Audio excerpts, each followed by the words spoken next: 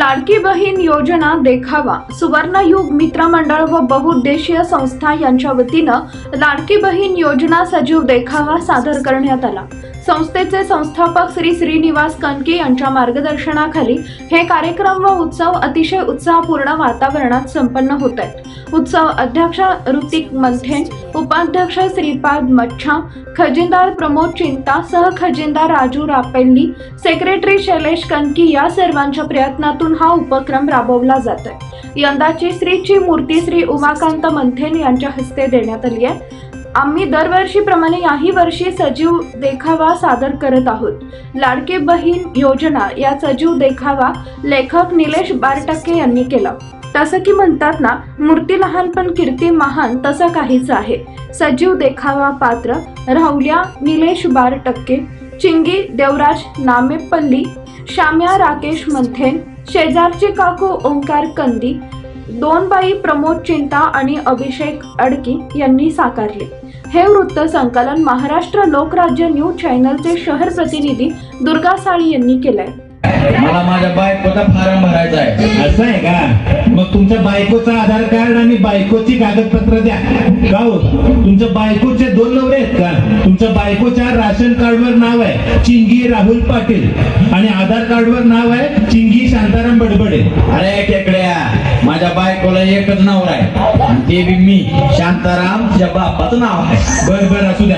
तुमच्या बायकोच्या उत्पन्नाचा स्रोत काय? माझ्या खिशातून पैसे चोरणे।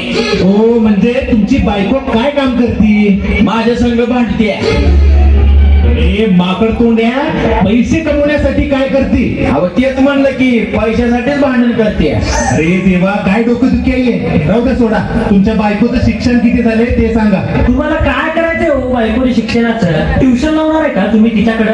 हे दुष्काळी हिरो, फॉर्म मध्ये लिहावं लागतंय सगळं। शिक्षण किती झालं ते सांग आणि वय काय त्यांचं? बायकोचं वय 35 आहे आणि माझं 25। काय हो, तुमची बायको तुमच्यापेक्षा 10 वर्षांनी मोठी कस काय? तुम्हाला बायको भेटली नव्हती वाटतं, म्हणून तुम्ही भेटील तिच्यासोबत केलं। अरे बेडका, तुला का आखरीचा भाग बेग आहे का नाही? तुला काय करायचंय? 10 वर्ष मोठी असो किंवा 20 वर्ष मोठी असो, तू तुझं काम कर चुपचाप। अरे यार, हे नेट नाही चालू लागलं। हो, आता तुम्ही उद्या या।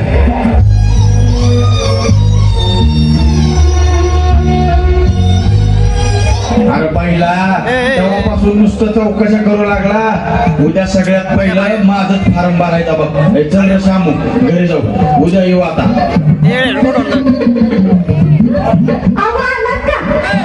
माझं पैसे लाडकी बहीण योजना दर महिना 1,500 रुपये। मी दुकान फॉर्मच नाही भरला, नेटच चालत नव्हतं त्या कॉम्प्युटर मधलं। उद्या ये बोलायचं। काय फॉर्म भरलं नाही माझं?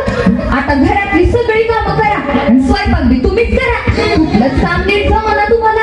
तुमच्या संग लगीन करून फसले म्या। मी बी काय खुश नाही बघ तुझ्या संग लगीन करून। फाशी घेण्याची वेळ आणि तू माझ्यावर। तू यावरून देऊ का मग? तू माझ्यापासून लांबच राहत जावा, नाहीतर तुझा एखादा हात किंवा पाय उपटूनच काढून बघ मी। ए चिंगे, मला तर लाडकी बहीण योजनेचे पैसे आले ना। तुझा नवरा तर अजून फार्मच भरला नाही। मग काय, आमच्या मेल्याला तर फक्त खायचं भागायचं सांगा।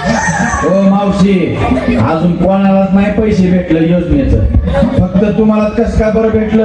माझ्या नवऱ्याने काढून आणले की आज माझे पैसे। खिसा मारला असेल तुमच्या नवऱ्यानं कोणाचा तरी।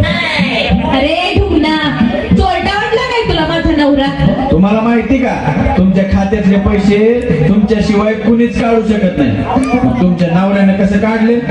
एसटी मध्ये पाकिट मारला असेल कोणाचं तरी।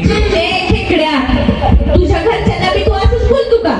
आमच्या घरचे लोकांच्या घरी जाऊन अशी लावालावीचे धंदे नाही करत। आमचा खानदारी धंदा आहे तो।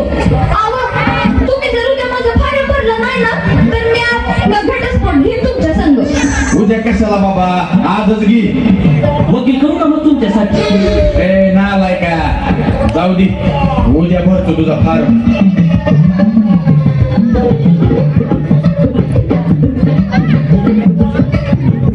झालं तुमचं फॉर्म भरून, ठीक आहे।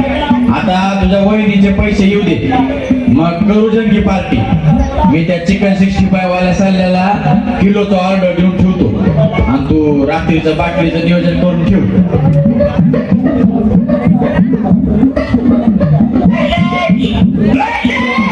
आता ह्यो कुठला मेसेज आलाय? चम्मारी 1,500 आले वाटतं. ए श्याम्या, चिंगीचे पैसे आले खात्यात.